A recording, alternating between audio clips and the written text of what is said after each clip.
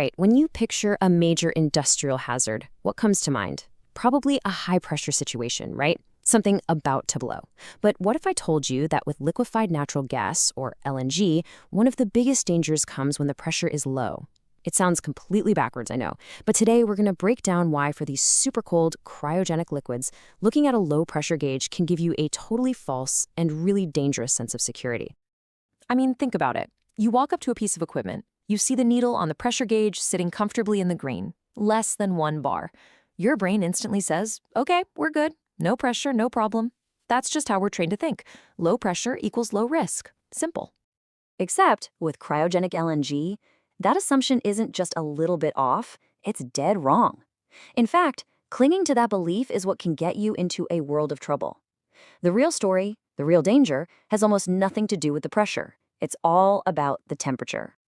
So let's do a complete mental reset here. We need to shift our focus away from pressure and onto temperature. Because when it comes to cryogenics, temperature is the real game changer, the thing that multiplies all the risks. And here is the number you really need to be watching.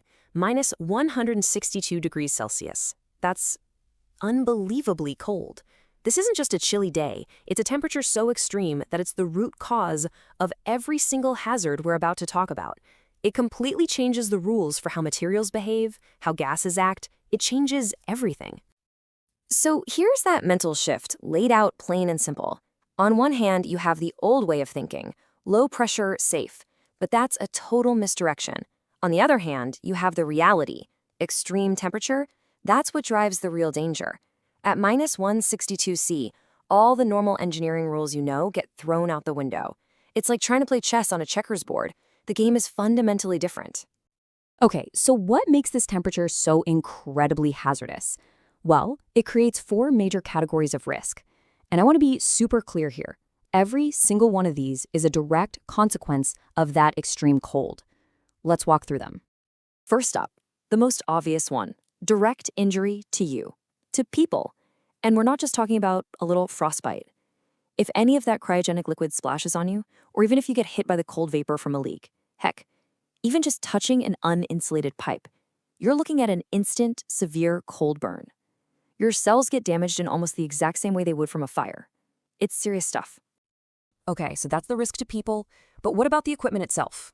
What do you think happens when that minus 162 degree liquid hits something like, say, standard structural steel, the kind of steel that holds up half the industrial world? Well, the answer is something called brittle fracture. That tough, dependable steel, it basically loses all its strength and flexibility. It becomes as brittle as a piece of glass. A sudden spill causes massive thermal shock, and that steel can literally shatter on the spot with zero warning. That's why you can't cut corners. You have to use special cryogenic-rated materials and top-notch insulation. It's not optional. All right, so we've talked about what happens when you touch it or it touches your equipment, but what happens when LNG gets out and mixes with the air? This is where we get into a whole other kind of hazard chain. So check this out. When LNG leaks and starts to turn into a gas, that vapor is super cold and way denser than the air around it. So what does it do? It doesn't rise up and disappear. Nope, it sinks.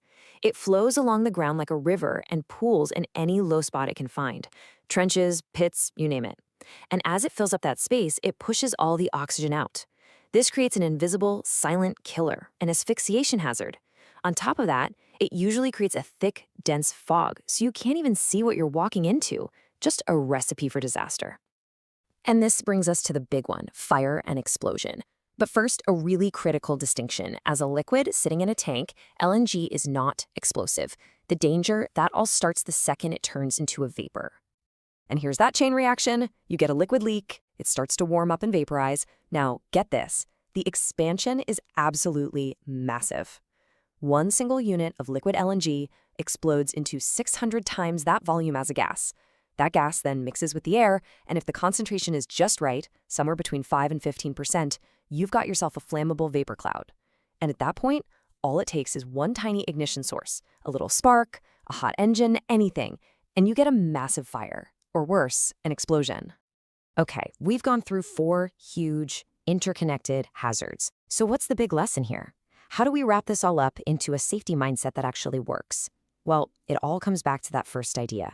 We have to adopt a temperature-first mindset.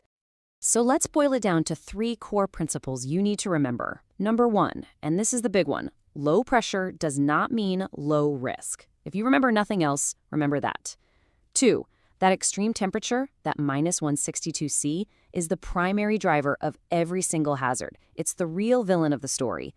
And 3, your safety plan is useless if it doesn't specifically account for all 4 of those risk categories we just talked about: injury, structural, atmospheric, and fire. So here's the bottom line.